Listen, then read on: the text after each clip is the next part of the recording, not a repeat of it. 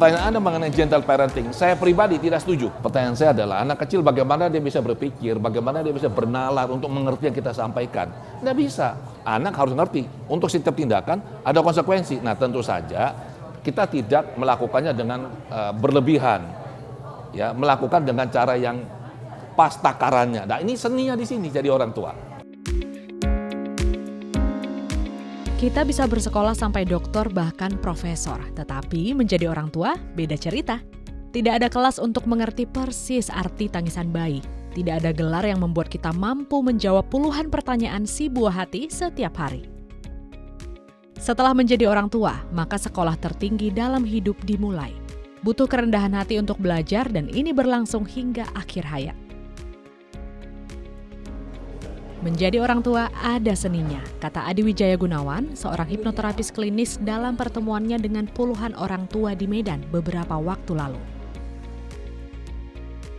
Ada 4 macam kepribadian yang dibawa anak sejak lahir, yakni sanguin, koleris, plekmatis, dan melankolis. Sanguin, si rapi yang senang bergaul, koleris yang tegas tak suka basa-basi, plekmatis yang cinta damai, dan melankolis si pemikir non-perfeksionis. Setelah melewati proses tumbuh kembang, hanya akan muncul 2 kepribadian yang dominan pada anak. Maka orang tua diberi waktu mengisi profil kepribadian anak sehingga mereka mengenali kepribadian mana yang dominan dimiliki anak dan mempelajarinya. Selain itu, orang tua juga diajak memahami aneka bahasa kasih yang baik diterapkan. Jangan pernah mencintai anak, tapi pastikan anak merasa dicintai. Ini 2 hal yang sangat penting loh. Mencintai anak, kita mencintai anak dengan cara kita. Belum tentu anak merasa dicintai. Jadi cara untuk memastikan anak merasa dicintai, yaitu dengan apa? Kita berkomunikasi dengan bahasa kasihnya dia. Bahasa kasih adalah cara kita ngecas baterai seorang anak. Jadi ada yang caranya misalkan dengan kata-kata dukungan atau pujian, ada dengan pelayanan, ada lagi dengan sentuhan fisik, ada lagi dengan memberikan waktu yang berkualitas, atau ada lagi dengan pemberian hadiah. 5 ini perlu ditambah 1 lagi, yaitu dengan tatapan mata.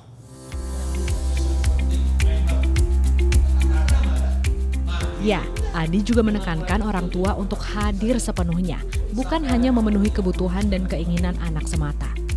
Perlu menciptakan waktu berkualitas dengan masing-masing anak, memberi pujian bukan malah menghakimi bahkan membandingkan, memasak makanan kesukaannya, memberi pelukan maupun tepukan, dan menatap anak ketika berbicara tanda ia didengarkan. Jika orang tua terbatas membersamai, maka bahasa kasih pengasuh yang akan dominan memengaruhinya. Orang tua yang mindful sebenarnya sederhana kok. Orang tua yang hadir dalam hidupnya anak. Jadi dia mengerti apa yang dia lakukan, dia tahu apa yang dia lakukan. Pada saat misalkan dia berkomunikasi sama anak, matanya di HP enggak? Kalau mata di HP berarti anak nanti bilang apa? Yang lebih penting anak atau HP? Lebih penting HP-nya. Jadi orang tua hadir secara fisik tapi tidak dekat secara emosi dengan anak. Dia tidak mindful dengan apa yang dia lakukan. Ya, jadi mindnya itu bukan mindful tapi mindful. Dalam hal hubungan ayah dan anak, Adi melihat adanya kecenderungan garis demarkasi antara ayah dan anak laki-lakinya. Namun tidak demikian dengan anak perempuan karena ayah cenderung bisa mengungkapkan kasihnya. Menurut Adi, batasan tersebut tidaklah perlu. Anak laki-laki juga butuh kehadiran dan perlindungan ayah.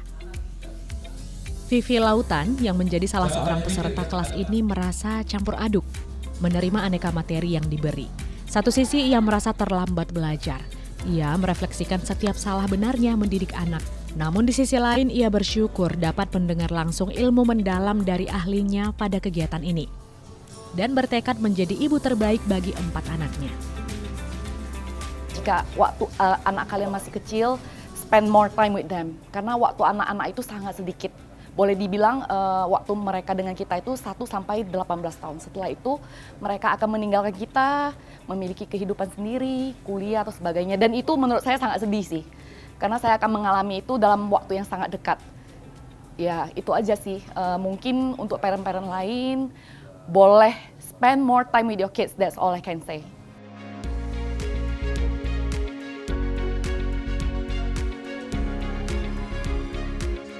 Ya, orang tua juga perlu mendidik anak yang punya daya juang dan ketahanan mental atau yang biasa disebut dengan grit. Grit memampukan anak bersaing menghadapi dunia yang luas. Dengan kombinasi minat yang kuat, penguasaan diri, dan pola pikir berkembang, grit menjadi landasan karakter saat anak memiliki kemauan besar dan kegigihan untuk meraih tujuan. Agar tidak ada lagi istilah si mental tempe maupun sebutan generasi stroberi.